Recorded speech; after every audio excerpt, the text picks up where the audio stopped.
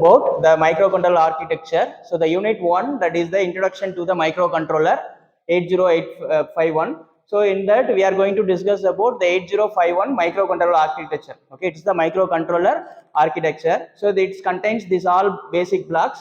This is the I bar C, that is the interrupt controller, central processing unit, and oscillator circuit. It should be the common for all microcontroller. Here that arrow mark is, you can see that arrow mark, it is all the arrow marks towards the CPU, because the central processing unit, it can able to perform any process. So all the inputs it may be getting here. You see here, that is the bidirectional bus. So here, that is the external interrupts, then interrupt controller, then central processing unit, that all the inputs it is received the central processing unit. Similarly, the oscillator circuit, in that oscillator circuit it can able to produce the pulse, like you may know the pulse generations, the square wave and sinusoidal wave, that all you may know. In the oscillator circuit it can produce the pulse like this. Okay, that is the once the oscillator is getting started. Okay, so then only the supply will be sent to the central processing unit. That is the initial stage. The oscillator circuit is the main role to give the pulse to on the CPU. Okay, similarly the many bus, that is the address as well as data bus. You can see that was the large size arrow mark, no, that all the large size arrow marks, it is the address bar data bus. It is the bidirectional bus.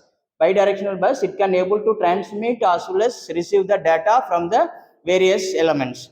It is the BC, that is the bus control unit. So the bus control unit means why it is the need for the bus control, because while which all the data can be transferred from one location to another location. For example, that is the I bar O ports, that is the input output ports. Here that is the address bar data. The port 0, port 1 we are giving the data.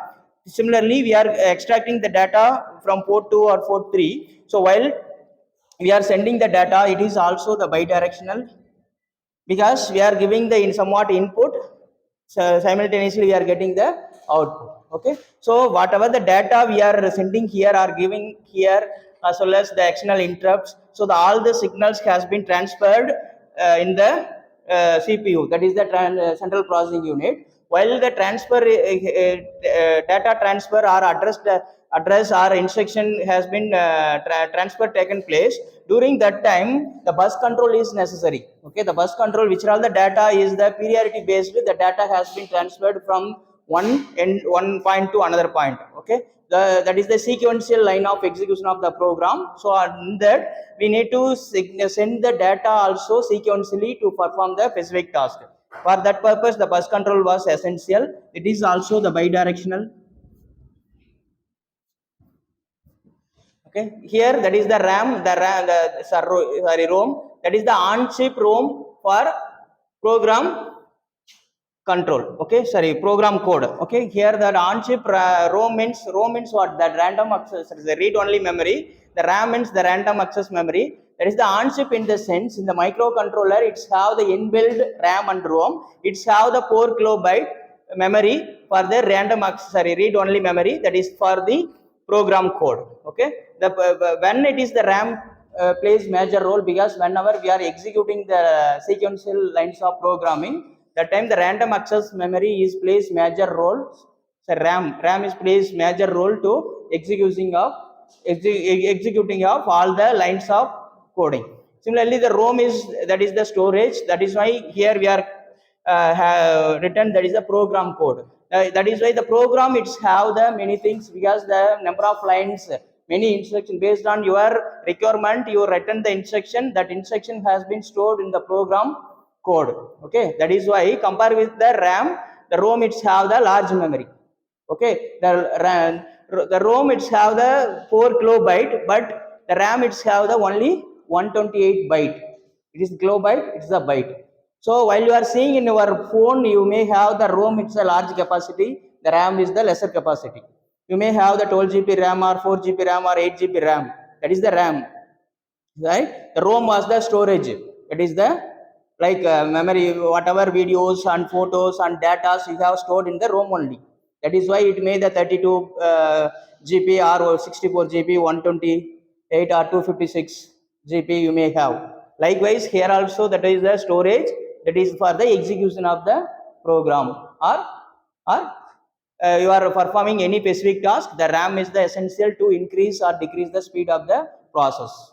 Okay, so similarly, so the port that you can give the data as well as the address in the input output ports. Similarly here, that is the block for the timer and counter. Okay, the timer 1 and timer 0 and timer 2 timer specific timers are inbuilt in memory itself. We have with timing based applications, we can use it for this particular block to control the based on this is actually the timer. It can be used for while you are writing the instruction or program. Okay, it's have the two timers, timer 1 and timer 2, sorry, timer 0 and timer 1. Similarly, then the serial port, you can send the data while you are compiling your program, compiling the instruction. You need to give the specific coding in the program, right? So whatever the input you are giving, that is the transmit data, that is the receive data. Okay, so the transmit data is, it is the output. Okay, the receive data is the input that you are giving the sometimes we can call it as the read the data. Here I written the read the data. Read as well as the receive the data is the both are same. Here the receiving the data, whatever we are input giving. Okay, any specific applications, whatever input you are giving, that you can be connected to the serial port, and from the serial port the data has been, this is also bidirectional, this then it is sent to the bus. Then finally it can be the same instruction, it can be stored in the ROM while the program executing time, while you are making the dynamic, that is the runtime. So the random memory access, that is the RAM, it is also plays major role to access the data to execute the sequential line. Here the processing unit, it will be processed, and again the specific output has been again transferred into the bus. Again we can transmit the data. That is the process. Okay, so it's have the special features like this, all the basic features, that is the 8-bit CPU, then 16-bit program counter, 8-bit PSW, that is the program status word. Program status word where we are using, because what is the, if you are written there 100 lines of coding or 500 lines or 10 lines, what is the exact line that present status, what is the line is executing, you can see it, that is the program status word. Then 8-bit stack pointer, then 64 kilobyte program memory. So then program for data memory, then the 8-bit address bus, the 16-bit address bus, this all the address as well as data bus. Here it's have the 8-bit address bus as well as 16-bit address bus as well as 32-bit bidirectional input output bus. Then the on-chip oscillator. On-chip oscillator in the sense the microcontroller, it's have the inbuilt oscillator circuit. You can see any of microcontroller board. In the below that you may see that oscillator. Okay, it's like this. It is common for all. Without that oscillator, the microcontroller will never getting up or started. Okay. Then the control register, that is present in our CPU itself. Then serial data receiver as well as transmitter. Here that is the serial port we are having. Here the data transmitter and receiver. Okay, then the interrupt source. The interrupt source in the sense, here you see that interrupt control. Here the external interrupt. This all external interrupt you are going to give in the interrupt signal, which we are which is most appropriate for the requirement of program, right? Okay, you know that your specific requirement, based on that you can select the interrupt. That interrupt you can give it here, that is the interrupt control unit. So here it may make the controlling option, or based on the timing, here it has been processed, the final output it is sent to the processing unit. Okay, this all the basic block it's have. So while we are performing any programming like a processor, here the architecture no, so here it have the specific process, that all it is included in the processor itself. We are here discussing about the overall architecture of microcontroller. The microcontroller can act as a both processing as well as controlling, but the processor it have this all the special features we have, that is the arithmetic logic unit, then instruction decoder, timing generation unit, accumulator, B register, and the status register. The arithmetic logic unit, what it will do, so it can capable to perform all arithmetic and logical operations. arithmetic and logical operations. Like arithmetic operation means you all know addition, subtraction, multiplication and division. Then logical operation you may know the and, or, and, nar, xor, xnor, like that all the logic operation can do. So that is the arithmetic logic unit. It has it where it will be there, that all it will be present in the inside of the CPU, that is the processor. Okay, the CPU inside we have the processor. That processor it's have this all units, that is the arithmetic logic unit. It can be able to perform all arithmetic operation as well as logical operation. That is the instruction decoder.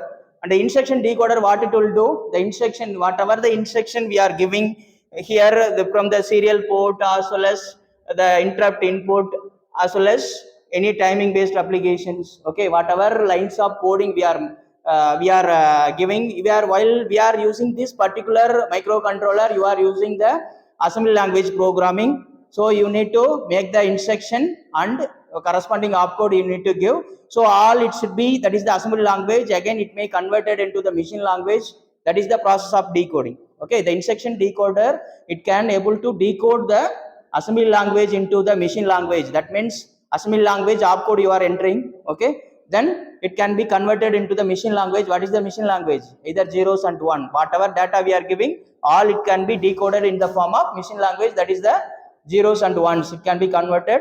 So that again it has been transferred into the CPU. Then it may be based on your instruction, it may be perform it, and it can again produce the required output. Then it can be sent it to the, while the data is while you are giving the signal, that signal may be the analog or digital or assembly language, whatever signal you are giving, that has been converted or that has been decoded into the machine language. That is the purpose of instruction decoder.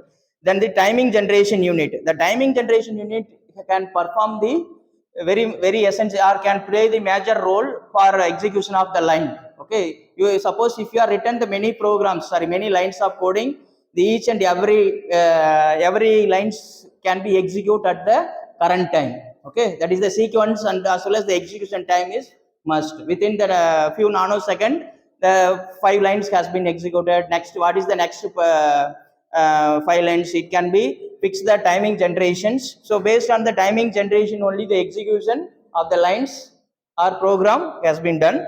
Then accumulator, the accumulator also the memory, it is the temporary memory. You can store the data, whatever the input you are given, it is initially stored in the accumulator.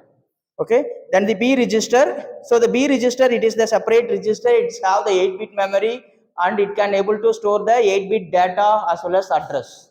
Okay, then that is status registers. The status register, the register, it can able to store the data. Okay, the either address or data, it can be stored. The status means it can able to show the present status of the data, where the data have how many lines of coding is executed, and where the data has been stored, and what is the output. If suppose if you are making any of addition program, like if you are asking the system to perform 2 plus 4, the resultant value, that is the B or 6, that has been stored the where it is, where initially it was showing it that without we are allocating any register, initially it was the stored in the temporary memory. So what is the exact result, and it may show the present status of the particular register. For example, if you are making the initial addition, the initial result has been stored in the accumulator. If you are performing next addition, if you are making first, initially you made done 2 plus 4, and again you want to add 8 plus 2, so that can be stored again the accumulator. Okay, whatever the last task you perform, that result has been stored in the accumulator, so that we can see the status register. Okay, that is the purpose of the status register. Okay, this all basic information about the microcontroller architecture. So this architecture, it can include these all blocks for the specific application. This is for the starting up microcontroller, this is for the processing, this is the input source for the interrupt, this is the bus control, whatever the buses is there that you can control it. That is also the input output purpose you are giving. Both are, it is plays major role for store the data and run the data. Okay, store the data and run for the storing the programming and running the programming, the both RAM and ROM can utilize it. This is also another input. This is also timing based application. That's all. Okay, this all plays, all the elements is connecting together to perform any specific task. That can be, we can call it as the process of microcontroller. It is the overall architecture of the microcontroller. So if you have any doubt, you may ask.